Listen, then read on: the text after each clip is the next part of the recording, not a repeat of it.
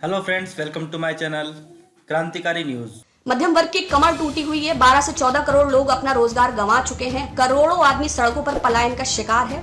भुखमरी रुकने का नाम नहीं ले रही है। लेकिन हिंदुस्तान के निजाम विलफुल डिफॉल्टर्स का हजारों करोड़ रुपया माफ करके नए भारत की ताबीर लिख रहे हैं। सरकार कहने में अजीब है, वसूली में लगी है। कहां कहां क्या क्या बेचा जा सकता है, 6 बरस में और क्या क्या रह गया है जिसको बेच कर हम अपने प्राइवेट फंड को सिक्योर करें। सरकार के पास ना कोई पॉलिसी है, ना कोई काउंसिल है, ना कोई योजना है, ना कोई प्लान है, और हम आप घरों में लॉक हैं। हम तो मोमो और पानी के बताशे बना रहे हैं, बच्चे टिकटॉक बना रहे हैं और प्रधान सेवक मूर्ख बना रहे हैं। स्टेशन को लेकर सरकार बहुत गंभीर है। सीधा बरेली के मजदूरों पे कीटनाशक का स्प्रे कर दिया और इट्स ऑल सैनिटाइज्ड। 245 रुपए की किट 600 रुपए में ICMR किसकी जवाबदेही है भाई? 524 करोड़ रुपए का राफेल विमान HAL से लेकर फ्रांस की कंपनी को दे दिया जाता है।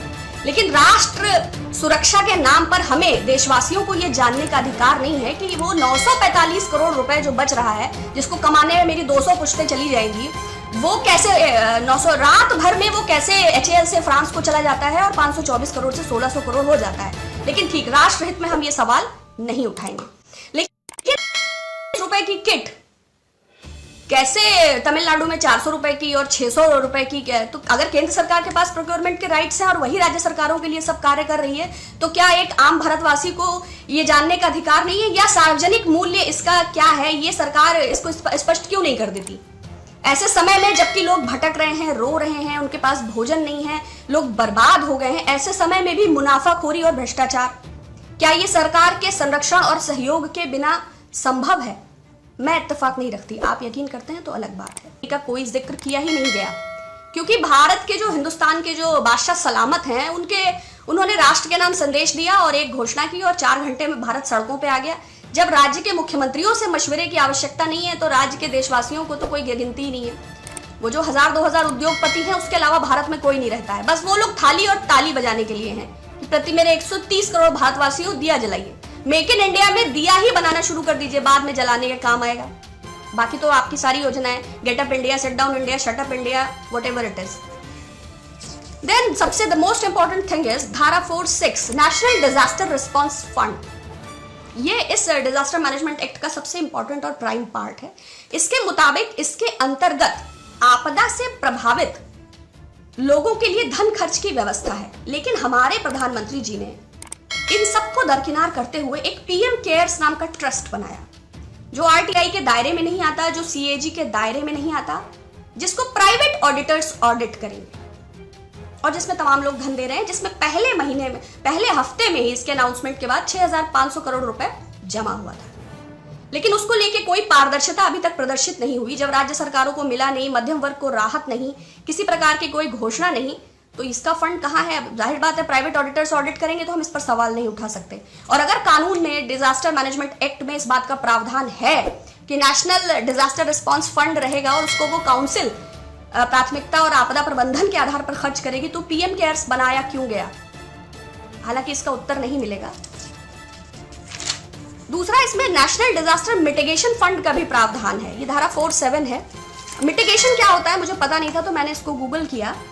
मिटिगेशन का मतलब है effort to reduce loss of life and property by lessening the impact of disaster. मतलब आपदा से प्रभावित लोगों के जनजीवन की क्षति को कम करना इस मिटिगेशन फंड का उद्देश्य होगा। लेकिन जब उस पूरे कानून को ही दरकिनार कर दिया, तो क्या सुनिश्चित होगा? सरकार के पास ना कोई नेशनल प्लान है, ना कोई प्रदेश स्तरीय प्लान है और ना कोई जिला स्तरीय प्लान है। सरकार कहने में अजीब है, वसूली में लगी है। कहां कहां क्या क्या बेचा जा सकता है, 6 बरस में और क्या क्या रह गया है जिसको बेच कर हम अपने प्राइवेट फंड को सिक्योर करें। सरकार के पास ना कोई पॉलिसी है, ना कोई काउंसिल है, ना कोई योजना है, ना कोई प्लान है, और हम आप घरों में लॉक हैं। हम तो मोमो और पानी के बताशे बना रहे हैं, बच्चे टिकटॉक बना रहे हैं और प्रधान सेवक मूर्ख बना रहे हैं। देखिए, सरकार के पास पैसा नहीं है। ये बात अलग है कि 6 साल में, चाहे वो जेट एयरवेज हो, चाहे भारत पेट्रोलियम हो, चाहे BSNL हो, चाहे MTNL हो, चाहे HAL हो, चाहे लाल किला हो, चाहे $20 इंटरनेशनल मार्केट में पेट्रोल है, लेकिन हम तो उसी मूल्य में खरीद रहे हैं। लेकिन सरकार के पास पैसा नहीं है। 1 महीने की कोरोना डिजीज ने भुखमरी के वो हालात पैदा कर दिए हैं हम वही हैं जो थोड़े दिन पहले विश्व शक्ति जगत गुरु थे और सबके कागज जांचने में पैसा खर्चने वाले थे। अचानक से इस कदर की भूखमरी है कि हम उसका सामना करने में सक्षम नहीं हो पा रहे हैं। लेकिन आरबीआई की एक रिजर्व बैंक ऑफ इंडिया को एक आरटीआई एक्टिविस्ट ने एक दायर उसका जो जवाब मिला है वो बड़ा इंटरेस्टिंग है कि सरकार के एक और हालात ये हैं, दूसरी ओर सरकार ने डिफॉल्टर्स का 50 बिलफुल डिफॉल्टर्स का 6,66,000 रुपया वेव ऑफ कर दिया है। सरकार का हृदय बहुत बड़ा है। हम लोग 5 ट्रिलियन इकोनॉमी का सपना देखते रहते हैं। कोई एंटीगुआ में आइलैंड रह रहा है, कहीं मेहुल चौकसी का भी कितना माफ हुआ है, मेहुल चौकसी का 5,492 करोड़, विजय माल्या का 1,943 करोड़, जतिन मेहता का 4,076 करोड़, बाबा रामदेव का 2,212 करोड़। बहुत गरीब है वो, उनको बाबा रामदेव क्यों कहते हैं? ही इज कॉर्पोरेट ठग। जैसे चिन्मयानंद स्वामी हैं, जैसे आसाराम बापू हैं, जैसे सावरकर वीर हैं, वैसे रामदेव बाबा हैं। थोड़े दिनों पहले वो 1,000 रुपए का नोट बंद कराने वाले थे, काला धन विदेशों से लाने वाले थे, जीन्स को बैन कराने वाले थे। लेकिन एनीवेज, वृंदावन में रहना है तो राधे राधे कहना है। हमसे पूछे बिना 265 टन करोड़ सोना, संसद में इसकी कोई चर्चा नहीं, गिरवी रख दिया। भाई बादशाह सलामत के जहन में कोई ख्याल आया कि 8 बजे के बाद ये नोट कागज के टुकड़े हैं, तो वित्त मंत्री से इससे सलाह करने की कोई आवश्यकता नहीं है। बादशाह सलामत ने ये फैसला ले लिया कि उत्तर प्रदेश में सरकार बनानी है तो नोटबंदी तो करना है, और चैनल्स को आप ऑथराइज करिए कि वो चिल्ला चिल्ला के ये बताएं कि काला धन आएगा, आतंकवाद जाएगा, नक्सलवाद की कमर टूटेगा। और लोगों का क्या है, they are busy with Photoshop industry, they are busy with so many things are there even though. लेकिन बैंक फ्रॉड का इतना बड़ा अमाउंट, 32,868 टोटल बैंक फ्रॉड्स हैं और 100 करोड़ के बहुत सारे लोग इसमें इन्वॉल्व हैं। मैंने सिर्फ 2-4 नाम लिए हैं। इसमें आप समझते हैं कि तुम मुझे खून दो मैं तुम्हें आज़ादी दूंगा, तुम मेरा रोल वेव ऑफ करोगे तो हम भी तो तुम्हें कुछ देंगे। क्या बिना किसी अंडर टेबल 60 गांठ के इतना हजारों हजार करोड़ रुपए, 6,66,000 करोड़ रुपए वेव ऑफ हो गया? वैसे सरकार स्पष्ट नहीं करेगी, लेकिन भारतीय जनता पार्टी के कुछ भारी भरकम चंदे हैं, कॉर्पोरेट चंदे। Gupta coal India private limited, coastal projects, diamond power infrastructure, electrotherm India, और भी बहुत सारे होंगे। लेकिन खैर, देश नहीं बिकने देंगे, देश को किसी भी हालत में नहीं बेचना है। और हमारी धर्म और संस्कृति खतरे में है। न मालूम कब तुर्कों और मंगोलों का आक्रमण हो जाए और हमें जाके हिंदू कुश की पहाड़ियों में छुपना पड़े। तो प्लीज़ आप अपने हेरिटेज और अपनी संस्कृति को बहुत मजबूती से पकड़िए और बाकी अच्छा होगा। अब शेल्टर तो आप देख ही रहे हैं, क्वारंटीन सेंटर्स के वीडियो आप देखिए, डॉग्स की तरह फूड और वाटर उन्हें फेंक के दिया जा रहा है और बहुत सारे मजदूर वहां से भाग भी रहे हैं। जो नहीं भाग पा रहे हैं वो भूखे हैं, वो रो रहे हैं। लेकिन जो फेंक के दे रहे हैं उनकी मानवता पे सवाल ना उठाइए, क्योंकि उनके पास पर्सनल प्रोटेक्शन इक्विपमेंट्स नहीं है। तो संक्रमण के खतरे के चलते वो बेचारे क्या करें?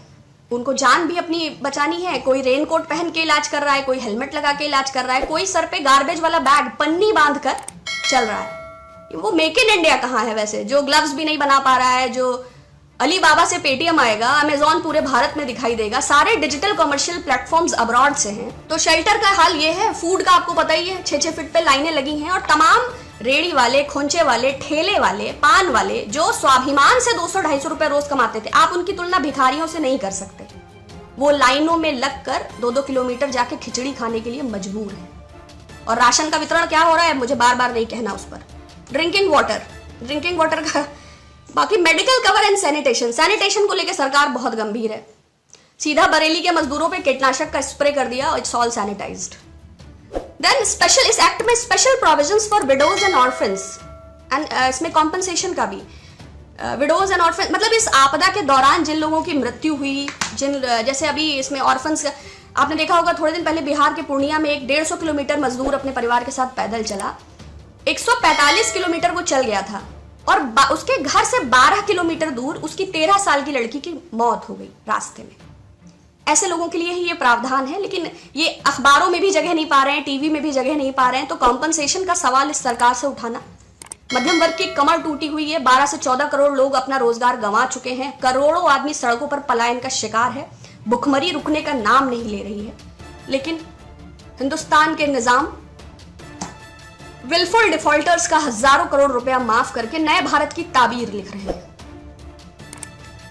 इसमें धारा 13 के अंतर्गत लोन की भी चीजें हैं और भी कि कितना इंटरेस्ट दिया जाए, कितना वेव ऑफ किया जाए, कैसे लोगों का रोजगार सुनिश्चित हो, कैसे उनकी मदद की जा सके। लेकिन ऐसी किसी काउंसिल, ऐसी किसी अथॉरिटी, ऐसी किसी national Please do like, share and subscribe Krantikari News for more news update.